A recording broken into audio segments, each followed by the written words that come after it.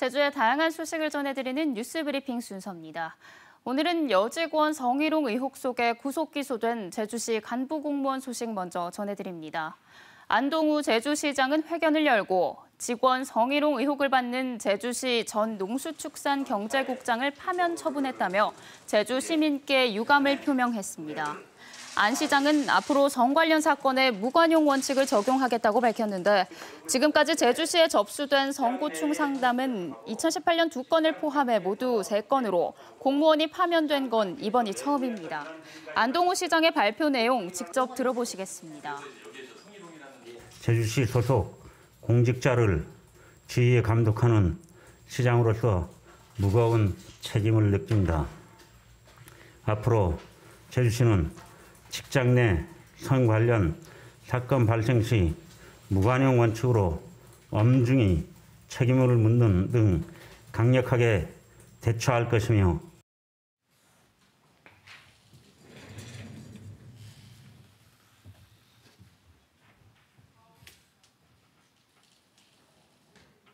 이어서 지난주에 이목을 끈 KBS 뉴스를 전해드리는 화제의 뉴스입니다.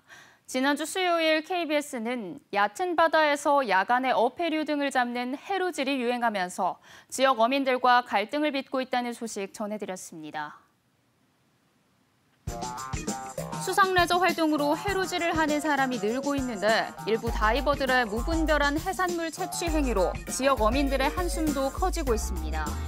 어장을 끼고 있는 해안 지역 주민들은 야간 해루질로 어족 자원이 고갈되고 있다며 호소하고 있는데요. 해경은 주민들의 신고로 현장에 출동하지만 금지된 어구나 장비를 사용하지 않는 한 불법이 아니다 보니 갈등을 중재하는 데 그치고 있습니다. 비어업인이 수중레저 활동을 준수하면 야간에 해루질을 할 수 있으나 수산물을 판매할 수 없고 맨손업 신고자는 판매할 수 있습니다. 문제는 일부 다이버들이 단순한 레저 활동으로 잡은 수산물을 SNS 등에서 판매하는 사례가 잇따르는 건데요. 7시, 9시 뉴스와 디지털 뉴스로 전해드린 이 기사는 KBS 홈페이지와 양대 포털 사이트에서 50만 건을 넘는 누적 조회수를 기록했고 1,400여 건의 댓글이 달렸습니다. 해당 기사를 접한 누리꾼들은 마리수를 제한하거나 자격증을 가진 사람만 할 수 있게 해야 한다는 의견과 함께 해결책이 하루속히 마련되길 바란다는 의견도 냈는데요. 이와 관련해 해양수산부는 지자체 특성에 맞게 제한할 수 있도록 하는 수산업법 개정을 검토하고 있다는 답변을 내놨습니다. 제주 지역에서 오늘 보도한 뉴스 가운데 주목할 만한 기사를 소개해드리는 뉴스픽 이어갑니다. 오늘 저희가 살펴본 기사는 제주일보 김두영 기자의 봉사일손 뚝 복지시설 운영 난항입니다. 제주에는 생활형 사회복지시설 141곳에 4,700여 명의 아동과 노인, 장애인 등이 보호받고 있는데요. 생활형 사회복지시설의 경우 보호 대상자들이 생활할 수 있도록 다양한 보조와 지원 프로그램들을 운영하지만 예산과 인력 등의 한계로 많은 부분에서 자원봉사자들의 도움을 받고 있습니다. 문제는 지난해부터 코로나19 사태로 외부인의 사회복지시설 출입이 통제되고 자원봉사자들 역시 출입이 불가능해져 지원의 손길이 끊어진 건데요. 현재는 자원봉사자들의 도움을 받아온 프로그램 운영이나 보호 대상자 관리, 시설물 점검 등을 내부 근무자들이 해결하고 있습니다.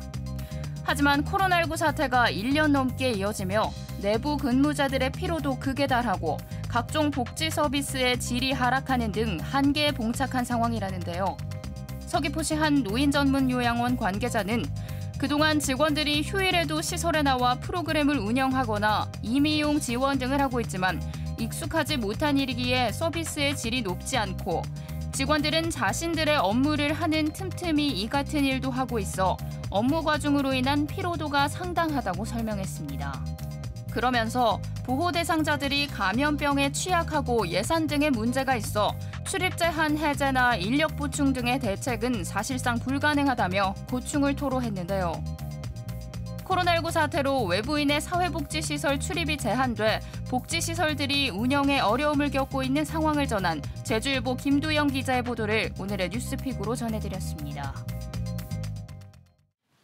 시사용어 이어갑니다.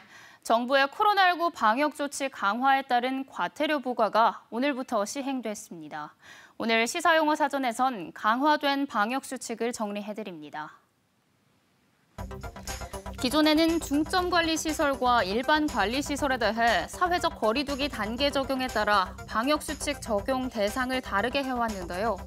강화된 기본 방역수칙은 사회적 거리두기 단계와 상관없이 스포츠 경기장과 키즈카페 등 9종의 시설이 포함된 33종의 다중이용시설에 일괄 적용됩니다. 기본 방역수칙 내용도 추가됐습니다. 기존 기본수칙은 마스크 착용 의무화와 방역수칙 개시 안내, 출입자 명부 관리와 주기적 소독 환기였는데요. 여기에 음식 섭취 금지와 유승상자 출입 제한, 방역관리자 지정 운영 등 3가지가 추가됐습니다. 이에 따라 식당과 카페처럼 원래 음식 먹는 곳이 아닌 다중이용시설에선 음식 섭취가 원칙적으로 금지됩니다. 코로나19 증상자는 당연히 시설에 출입할 수 없고 해당 시설엔 꼭 방역관리자를 두어 종사자의 증상을 확인해야 합니다. 그동안 출입자 명부에 대표자 1명이 자신의 정보와 함께 외 몇 명이라고 적는 경우가 많았죠. 오늘부터는 반드시 모든 출입자가 작성해야 합니다. 강화된 기본 방역수칙을 위반하면 사업주에겐 300만 원, 이용자에겐 10만 원의 과태료가 부과됩니다. 계속해서 주요 단신입니다. 전국적으로 올해 공동주택 공시가격이 평균 19% 오른 가운데 원희룡 지사가 국토교통부를 상대로 산정 근거를 제시하라고 압박했습니다. 원 지사는 국민의힘 중앙당사에서 조은희 서울 서초구청장과 함께 회견을 열고 제주도의 경우 같은 아파트의 같은 동이라도 라인에 따라 공시가격이 천차만별인 데다 펜션 등 숙박시설 11곳이 공동주택으로 분류되는 등 현장 조사가 부실했다고 주장했습니다. 원 지사와 조 구청장은 공시가격 결정권을 지자체로 인양하고 서초구를 시범사업구역으로 지정해달라고 촉구했습니다. 제주시민사회단체 연대회의는 성명을 내고 아트 플랫폼 사업의 합리적 검토를 요구하며 서명한 문화예술인 21명 전원에게 최근 5년치 지원 사업 내역과 정산 내역을 요청한 안창남 도의원에 대해 블랙리스트 작성 시도이자 권한을 악용한 불법 사찰 시도라고 주장했습니다. 이들은 아트 플랫폼 사업을 두고 자신과 다른 목소리를 낸 예술인만 특정해 지원 사업 내역을 파악하려는 반민주적 행태에 심각한 우려를 표시한다며 안창남 의원에 대해 사과를 요구하고 제주도와 의회에 대해 재발 방지 대책을 촉구했습니다. 지난해 8월 코로나19 확진 판정을 받고도 방역당국의 거짓으로 진술해 고발됐던 목회자 부부를 최근 검찰이 재판에 넘긴 것으로 확인됐습니다. 이들은 역학조사 과정에서 동선과 접촉자 정보를 밝히지 않다가 방역당국의 휴대전화 위치 추적 과정에서 온천 방문 사실이 드러나는 등 감염병 관리법을 위반한 혐의를 받고 있습니다. 한편 제주도에서 이들 부부를 상대로 제기한 손해배상 소송 첫 변론기일이 열린 오늘 원고 측은 피고 측에서 거짓 진술하지 않았더라면 확진자 추가 발생을 막을 수 있었다며 이들의 방역 의무 위반을 주장했습니다. 제주지법 제2형사부는 지난해 12월 새벽 서귀포 시내 가정집에 들어가 현금과 가방을 훔치고 나오다 발각되자 집주인을 폭행한 46살 남성에 대해 징역 7년을 선고했습니다.